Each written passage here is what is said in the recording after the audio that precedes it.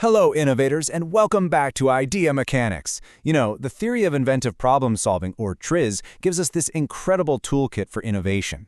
And today, we're unlocking one of its most powerful principles for software, Principle 40, Composite Materials. Get ready, because this is going to completely change how you look at code. Let's jump right in. You know the feeling, right? As developers, we're constantly stuck in what I call the compromise trap. You're forced to make a choice. Do you want speed or do you want flexibility? You can only pick one. But a true TRIZ innovator looks at that problem and asks a much better question. Wait a minute. Why should we have to compromise at all? If you're ready to stop relying on luck and start mastering systematic discovery, hit that subscribe button to join the Idea Mechanics team. And don't forget to ring the notification bell so you're the first to see our next innovation breakdown. We want to build this culture with you. Drop a comment below and tell us which TRIZ principle or tech challenge we should tackle next. Okay, so our navigator, the lead innovation catalyst here at Idea Mechanics, is going to guide us through a really powerful shift in thinking.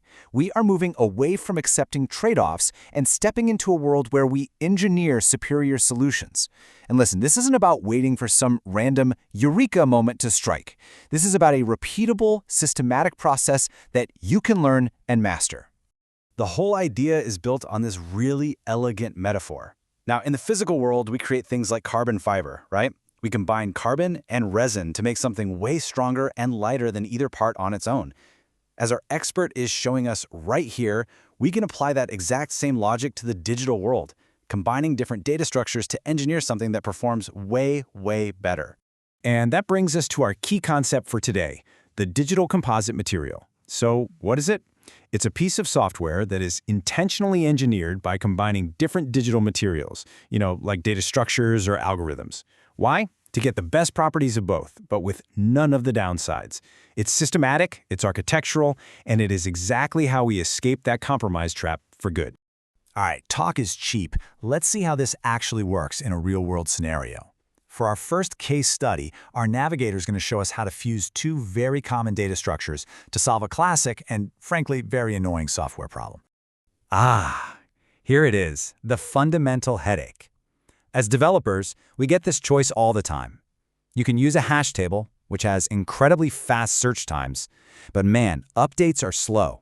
Or you can go with a linked list. It's awesome for updates, but searching through it, painfully slow. This is that classic speed versus flexibility compromise in action. So how do we solve this? Well, just as our navigator is diagramming for us now, it's not about choosing. It's about a systematic fusion. We take component A, the hash table, for its amazing speed. Then we take component B, the linked list, for its flexibility. We then engineer them together, so each entry in that super fast hash table also acts as a node in the easy-to-update linked list. We've created a new, powerful composite structure. And boom, this is the innovation win. By fusing these two digital materials, we've built a single data structure that gives us the lightning-fast search of a hash table and the smooth, frictionless updates of a linked list. We didn't compromise, we engineered a superior, zero-compromised system. That's the power of this mindset. And this principle doesn't just stop at data structures. Oh no. Let's look at our second case study, which our innovation guide here calls alloyed logic. This is where we see how combining different algorithms can create a system that's just so much more powerful. Here's a challenge I'm sure many of you in data science have faced. You've got this massive, totally chaotic data set, and your goal is really twofold. First, you got to bring some order to the chaos. Second, you need to be able to pull specific bits of information out of it in an instant. The problem is, a single monolithic algorithm just isn't good at doing both of those things. It becomes a major bottleneck. The solution, as our navigator is showing us, is to create a kind of alloy of logic. It's a systematic combination. First, we use algorithm A, a really powerful sorting algorithm, to organize all that raw data.